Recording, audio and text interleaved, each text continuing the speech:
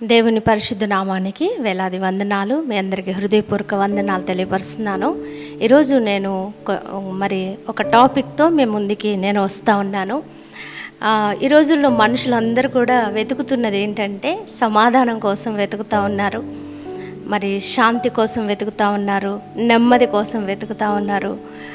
మరి ఎంతో ప్రాకులాడుతున్నారు, ఎక్కడ దొరుకుతుందా సమాధానం, ఎక్కడ ఆనందం దొరుకుతుందా, ఎక్కడ సమాధానం దొరుకుతుందా అని మరి మనుషుడు ఎంతో వెతుకుతూ ఉన్నాడు. కానీ రోజుల్లో మరి ఎక్కడ కూడా ఈ యొక్క సమాధానం దొరకట్లేదు. ఈ సమాధానం కొరకు ఎంత వెతుకుతుంటే అంత సమాధానం దూరం అయిపోతుంది అన్నట్లుగా మరి లోకంలో మనం చూస్తూ ఉన్నాం. చాలామంది కొన్నిసార్లు సమాధానం కొరకు వెండి బంగారాలు వెతుకుతూ ఉంటారు. అంటే వెండి బంగారాలు ఉంటే మనకు సమాధానం వచ్చేస్తుంది అన్నట్లుగా చాలా వెతుకుతూ ఉంటారు కొంతమంది. డబ్బు ఉంటే, మాకు డబ్బు ఉంటే చాలు, నాకు అసలు మంచిగా ఉంటాం, మేము అందరం సమాధానంగా సంతోషంగా ఉంటామని చెప్పేసి చాలామంది ఆలోచన చేస్తూ ఉంటారు. నిజంగా మరి డబ్బు దగ్గరికి వెళ్ళినా కూడా మనకు నిజమైన సమాధానం దొరకదు. మరి కొన్నిసార్లు కొంతమంది లేడీస్ అయితే మంచి షాపింగ్ చేయాలి, లేకపోతే చాలా బట్టలు కొనుక్కోవాలి, ఈ విధంగా ఆలోచన చేస్తూ ఉంటారు. అక్కడికి వెళ్తారు, ఆ యొక్క షాపింగ్స్కి వెళ్తూ ఉంటారు. చెప్పాలంటే ఉన్న డబ్బు కంటే ఎక్కువ డబ్బు ఖర్చు పెట్టేసేసి మరి అప్పులు పాలైనటువంటి వారుగా కూడా ఉంటారు, ఎన్నో తిప్పలు పడుతూ ఉంటారు. కానీ నిజమైన సమాధానం అక్కడ కూడా దొరకదు. కొన్నిసార్లు కొన్ని ట్రిప్స్కి వెళ్తే సమాధానం దొరుకుతుంది, లేకపోతే లోక సంబంధంగా ఆ పార్కులకి వెళ్తే సమాధానం దొరుకుతుంది అని చెప్పేసి సినిమాలకి వెళ్తే సమాధానం దొరుకుతుందని చాలామంది ఆలోచన చేస్తూ ఉంటారు. మరి వెళ్ళినంతసేపే ఒక సంతోషంగా ఉండొచ్చేమో, కానీ మరలా తిరిగి వచ్చేసరికి ఆ సమాధానం ఎప్పుడు ఉండదు. నేను కూడా చిన్నప్పుడు మరి సినిమా హాల్కి వెళ్ళి చాలా సంతోషంగా ఉండాలని వెళ్ళేదాన్ని. తిరిగి వచ్చేటప్పటికి తప్పకుండా ఆ యొక్క తలనొప్పి మాత్రం వస్తూనే ఉండేది. అయ్యో ఏంటి ఒకటి పోయి రెండో వచ్చింది అన్నట్టుగా నేను ఆలోచన చేస్తూ ఉండేదాన్ని. ఈ విధంగా మరి మనుషులందరూ కూడా ఈ రోజుల్లో వెతికేది ఏంటంటే సమాధానం కోసమే వెతుకుతూ ఉన్నారు, నిజమైన సంతోషం కోసమే వెతుకుతున్నారు. కానీ అది మాత్రము ప్రతి ఒక్కరికి దూరంగానే అయిపోతూ ఉంది. లేకపోతే ఏదైనా ఆటపాటలు ఆడితే, లేకపోతే ఎవరితోనైనా బంధువులతో గడిపితే మరి సమాధానం వస్తుంది అన్నట్టుగా చాలామంది ఆలోచన చేస్తూ ఉంటారు.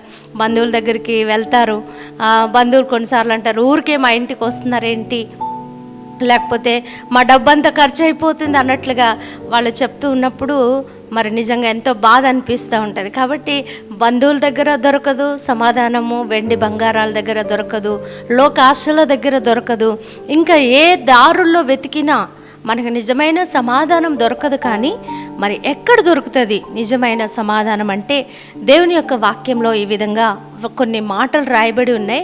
మరి ఆ మాటల ద్వారా మనం నిజమైన సమాధానాన్ని పొందుకోగలుగుతాం. చూడండి, కీర్తనల గ్రంథం 29వ అధ్యాయము 11వ వచనంలో చక్కని మాట వ్రాయబడి ఉంది. 29వ అధ్యాయము 11వ వచనంలో మరి చక్కని మాట వ్రాయబడి ఉంది. ఇక్కడ గమనించినట్లయితే మరి యెహోవా తన ప్రజలకు బలమును అనుగ్రహించును, యెహోవా తన ప్రజలకు సమాధానము కలుగజేసి వారిని ఆశీర్వదించును. ఎంత చక్కని మాట చూడండి. యెహోవా తన ప్రజలకు ఏమో అనుగ్రహిస్తాడంట, బలం అనుగ్రహిస్తాడంట. యెహోవా తన ప్రజలకు సమాధానం కలుగజేసి వారిని ఆశీర్వదించును అనే మాట ఇక్కడ చక్కగా రాయబడింది. కాబట్టి నిజంగా సమాధానం ఎక్కడ దొరుకుతుందంటే సృష్టికర్త అయిన దేవుని దగ్గర దొరుకుతుంది. మరి సృష్టికర్త అయిన దేవుడు మరి మానవులమైన మనల్ని తన పోలికలో తన స్వరూపంలో సృష్టించుకున్నాడు. కాబట్టి మరి ఆదాము హవ్వల్ని ఆయన వారితో సహవాసం చేయాలని, వారితో సంతోషించాలని దేవుడు ఆయన స్వరూపంలో మరి చేసుకుని వారితో ఉంటుండగా సాతాను వచ్చి మరి వారి యొక్క సహవాసాన్ని విడదీసినట్టుగా కనబడతా ఉంది. మరి తినవద్దన్న పండు ఆజ్ఞాపించబడిన ఆ యొక్క విషయంలో వారు మరి తప్పిదం చేశారు, తినవద్దన్న పండును తినేశారు. దేవుడిచ్చిన ఆజ్ఞను ధిక్కరించి వారు ఎప్పుడైతే దూరం అయిపోయారో అప్పుడు అసమాధానం వారి జీవితంలోకి వచ్చేసింది, భయము వారి జీవితంలోకి వచ్చింది, దేవునికి వారికి ఎడబాటు వచ్చేసింది. కాబట్టి వారికి ఎంతో అసమాధానం. ఒకచోట దేవుడు అంటాడు, ఇదిగో మీకును నాకును మీ యొక్క పాపములు అడ్డుగా వస్తున్నాయి, మరి మీకును నాకును మీ అతిక్రమంలే నాకు మీకు అడ్డుగా వస్తున్నాయని చెప్పి మరి దేవాతి దేవుడు చెప్తా ఉన్నాడు. మరి ఆ విధంగా మానవుడు దూరం అయిపోయాడు. ఎప్పుడైతే మరలా మానవుడిని దేవునితో మరి కలుపుకోవాలన్న ఉద్దేశంతో దేవాతి దేవుడే మానవులమైన మనం అందరం చేసినటువంటి పాపములన్నిటినీ పరిహరించి నిమిత్తము మరి ఈ లోకానికి మానవుడిగా ఈ లోకానికి వచ్చి మరి మనుషులమైన మనం చేసిన అపరాధములన్నిటిని బట్టి, మన పాపపు క్రియలన్నిటిని బట్టి మనకు బదులుగా ఆ శిక్షను ఎప్పుడైతే అనుభవించాడో, ఎప్పుడైతే సిలువలో వ్రేలాడాడో, మరి అప్పుడు మరలా తిరిగి మానవుడు దేవునితో అంటుకట్టబడేటువంటి ఆ సహవాసము ఏర్పడింది.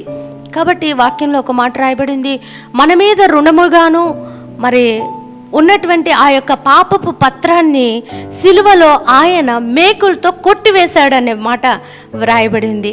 కాబట్టి మన మీద రుణముగా ఉన్న ఏంటంటే పాపములే, అతిక్రమములే, మరి ఆ చెడు క్రియలే. కానీ వాటన్నిటినీ సిలువ మరణం పొందడం ద్వారా దేవుడు ఏం చేశాడంటే వాటన్నిటిని కొట్టివేశాడు.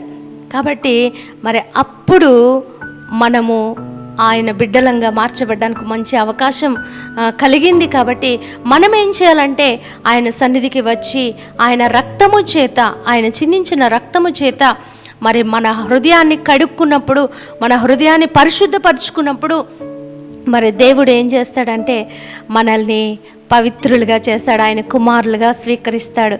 వాక్యంలో రాయబడింది, మరి ఎవరైతే తమ పాపములు ఒప్పుకుంటారో ఆయన యొక్క పరిశుద్ధమైన రక్తము మన ప్రతి పాపమును కడిగి పవిత్రులుగా చేస్తుంది అని దేవుని యొక్క వాక్యం సెలవిస్తుంది.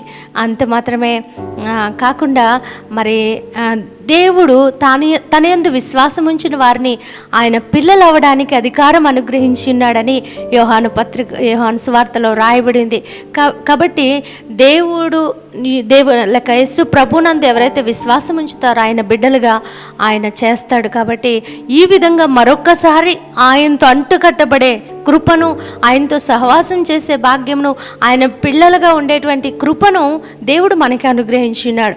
మరి ఆ విధంగా ఎప్పుడైతే తన ప్రజలంగా మరలా ఆయన రక్తం చేత కడగబడిన వారంగా, ఆయన వైపుకు తిరిగిన వారంగా, ఆయన యందు విశ్వాసం ఉంచిన వారంగా మనం ఎప్పుడైతే మన హృదయాన్ని దేవునికి అర్పిస్తామో ఆయన ప్రజలంగా మనం ఉండగలుగుతాం. దేవుని యొక్క వాక్యం సెలవిస్తుంది, యెహోవా తన ప్రజలకు బలము అనుగ్రహించేవాడు, యెహోవా తన ప్రజలకు సమాధానం అనుగ్రహించి వారిని ఆశీర్వదించును అనే మాట చక్కగా వ్రాయబడింది. కాబట్టి ఆయన ప్రజలంగా మనం ఎప్పుడైతే ఉంటామో, ఆయన తట్టు ఎప్పుడైతే మనం తిరిగిన వారంగా ఉంటామో నిజంగా దేవుడు తప్పకుండా సమాధానమును మనకి అనుగ్రహిస్తాడు. మరి అదే కాకుండా మరి ఇంకా కొన్ని మాటలు రాయబడి ఉన్నాయి. రోమపత్రిక 2వ అధ్యాయం 10వ వచనంలో కూడా ఈ మాట రాయబడి ఉంది. చూడండి, దేవుని యొక్క వాక్యంలో నుంచి రోమపత్రిక 2వ అధ్యాయము 10వ వచనంలో చక్కని మాట రాయబడి ఉంది.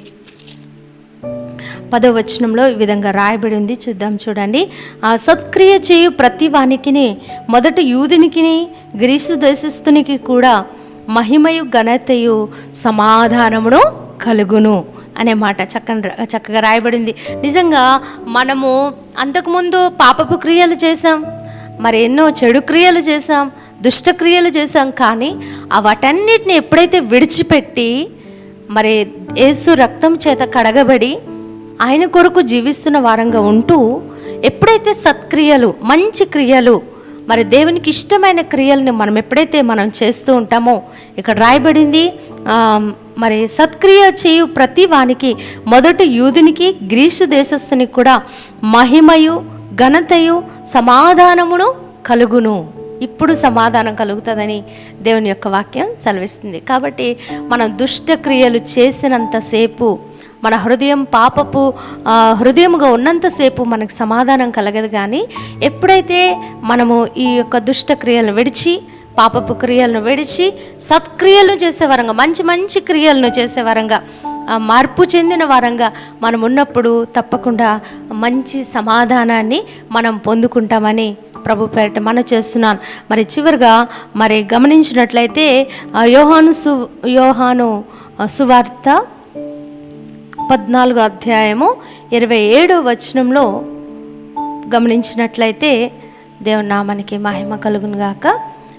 యోహాను సువార్త 14వ అధ్యాయము 27వ వచనంలో ఈ మాట రాయబడింది.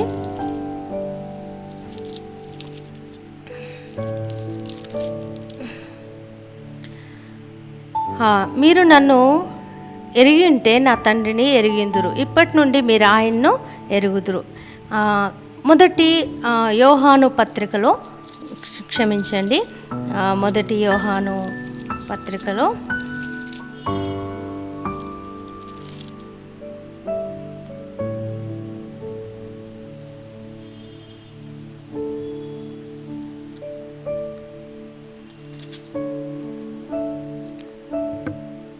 14:27 క్షమించండి, యోహాను సువార్త 14:27లో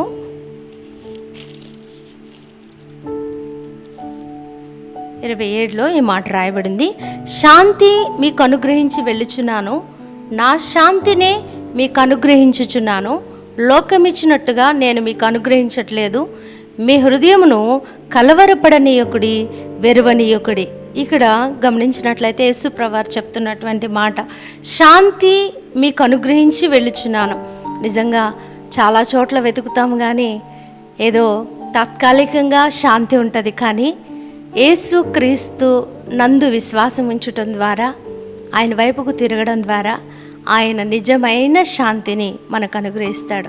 యేసు ప్రభువారు చెప్తున్నారు, శాంతిని మీకు అనుగ్రహించి వెళ్ళుచున్నాను, నా శాంతినే మీకు అనుగ్రహించి వెళ్ళుచున్నాను, లోకమిచ్చినట్టుగా కాదు, లోకమిచ్చినట్టుగా నేను మీకు అనుగ్రహించట్లేదు అని చెప్పేసి యేసు ప్రభువారు చెప్తా ఉన్నారు. కాబట్టి నిజమైన శాంతి యేసు ప్రభు ద్వారా మాత్రమే కలుగుతుంది. కాబట్టి యేసుకు మన హృదయంనిచ్చి, మన జీవితంనిచ్చి, మరి దేవుని సన్నిధిలో మనము ఆయన వైపుకు చూస్తూ నడుస్తున్న వారంగా ఉంటే నిజమైన శాంతిని, సమాధానాన్ని మనం పొందుకోగలుగుతాం. మనకందరికీ తెలుసు సమరయ స్త్రీ గురించి. సమరయ స్త్రీ మరి ఆమె బావి దగ్గరికి వచ్చినప్పుడు యేసు ప్రభువారు ఆమెను ఎంతో మరి ఆమెని కనికరించి ఆమెను వెతుక్కుంటూ ఆయన ఆమె దగ్గరికి వచ్చారు. ఆ బావి దగ్గరికి వచ్చినప్పుడు, అమ్మ నాకు కొన్ని దాహం ఇమ్మంటే మరి దాహము ఇవ్వడానికి ఆమె సంశయిస్తూ ఉంటుంది. మరి యూదులు సమరయులతో సాంగత్యం చేయరు కదా, అంటే మరి నేనిచ్చే నీళ్లు తాగివాడు మరెప్పటికీ దప్పికొనడు అని యేసు ప్రభువారు చెప్తారు. ఆ నీళ్ళేదో మాకు ఇచ్చే అని చెప్పేసి ఆమె స్వార్థంగా ఆలోచన చేసి శారీరకంగా అడుగుతుంది. కానీ మరి యేసు ప్రభువారు అంటున్నారు, నేనిచ్చు నీళ్ళు మరి నిత్య జీవమునికై ఊరడి నీటి బుగ్గగా ఉంటాయి, నేనిచ్చు నీళ్లు త్రాగు వాడెప్పుడు కూడా దప్పిగొన్నాడు అనే మాటలు మరి దేవుని యొక్క వాక్యంలో మనం చూస్తున్నాం. మరి ఈ స్త్రీ కూడా దాదాపు 5 మంది భర్తలు ఉన్నారు, కానీ ఆమెకి నిజమైన సంతోషం లేదు. ఆమె వెతికింది సమాధానం కొరకు, శాంతి కొరకు. ఒక్కరితో సంతోషం ఉంటుంది, మరి ఇంకొకరితో సంతోషం ఉంటుంది, ఇతను కాదు ఇంకొకడు అన్నట్లుగా దాదాపు 6 మందిని వెతికింది, కానీ నిజమైన సంతోషం ఆమెకి దొరకలేదు. నిజంగా చెప్పాలంటే ఆమెకి ఇంకా దుఃఖమే వచ్చింది. అందరూ ఆమెను వెలివేస్తున్నారు, అందరూ ఆమెను వేరుగా చూస్తున్నారు. ఆమె ఉన్న శాంతిని పోగొట్టుకొని ఇంకా ఆ శాంతిని తెచ్చుకుంది. కానీ ఎప్పుడైతే మరి యేసు ప్రభువారు ఆమెతో మాట్లాడుతూ వచ్చారో, మరి ఆమె యొక్క పాపపు జీవితాన్ని విడిచిపెట్టిందో, మరి ఆమె ఒప్పుకుంది, నేను పాపం చేశాను, నేను అతిక్రమం చేశాను, నేను దేవునికి విరోధకరంగా మరి నేను చేశానని చెప్పేసి, అవును నువ్వు చెప్పింది నిజమే అని చెప్పినప్పుడు ఆమెకు నిజమైన ఆనందం కలిగింది, నిజమైన సంతోషం కలిగింది. పాపంలో ఉన్నప్పుడు సంతోషం కలగలేదు. ఆ వ్యర్థమైన వాటిని లేక వాటి వైపు తిరిగినప్పుడు నిజమైన సంతోషం కలగలేదు. కానీ ఎప్పుడైతే యేసు నమ్మిందో, యేసు నొద్ద ఆమె యొక్క పాపపు జీవితం అంతా ఒప్పుకొని విడిచిపెట్టిందో, యేసు ఆమె జీవితంలో మార్పు కలుగజేశాడు. నిజంగా ఆ యేసు ఆమె పాపముల నిమిత్తం పరిహారం చేయడానికి వచ్చారు, ఆమెను క్షమించడానికి వచ్చారు, ఆమెను ప్రేమించడానికి వచ్చారు. ఇంకా ఈ విషయాలు ఎప్పుడైతే ఆమె హృదయంలో తెలుసుకుందో అప్పుడు వచ్చిందండి నిజమైన సంతోషం, నిజమైన ఆనందం, నిజమైన సమాధానం. అప్పుడే వచ్చి అప్పుడు అంటుంది, ఆమె కుండ విడిచిపెట్టి ఊర్లోకి వెళ్ళిపోతుంది, ఇదిగో నాకు నిజమైన సంతోషం ఇచ్చిన యేసయ్యను మీరు ఎరగండి, నా కోసం పాపముల నిమిత్తం ఈ లోకానికి నరావతారిగా వచ్చిన యేసును మీరు ఎరగండి, యేసు వైపుకు మీరు చూడండి, యేసు రక్తము చేత కడగబడండి అని చెప్పేసి ఈ విధంగా ఆమె అందరికీ సువార్త చెప్తూ ఉంది. నాకు సమాధానంనిచ్చిన యేసయ్య, నాకు సంతోషము నెమ్మదినిచ్చిన యేసు వైపుకు మీరందరూ తిరగండి, మీకు కూడా సమాధానం కలుగుతుంది, మీకు కూడా పాప పరిహారం కలుగుతుంది, పాపములకు క్షమాపణ కలుగుతుంది. ఆయన ప్రేమించే దేవుడు, కనికరించే దేవుడు, జాలి చేసుకునే దేవుడు, మీకోసం ప్రాయశ్చిత్తం చేసినటువంటి దేవుడు, మరి బలి పశువుగా వధించబడ్డానికి వచ్చిన దేవుడని నిజంగా యేసుని ఎరిగినప్పుడే ఆమె నిజమైన సంతోషం ఆమె పొందుకోగలిగిందండి. మరి ఈ విధంగా ఆమె ఊరి వారందరికీ చెప్పినప్పుడు ఊరి వారందరూ మార్పు చెందారు, హృదయంలో మార్పు వచ్చింది. వాళ్ళు అంటున్నారు, నువ్వు చెప్పిన మాటలను బట్టి కాదమ్మా, నిజంగా ఈయన లోకరక్షకుడని నమ్మి విశ్వసిస్తున్నాము, మేము నమ్ముచున్నామని ఆ యొక్క సమరయ ప్రాంతమంతా రక్షింపబడింది.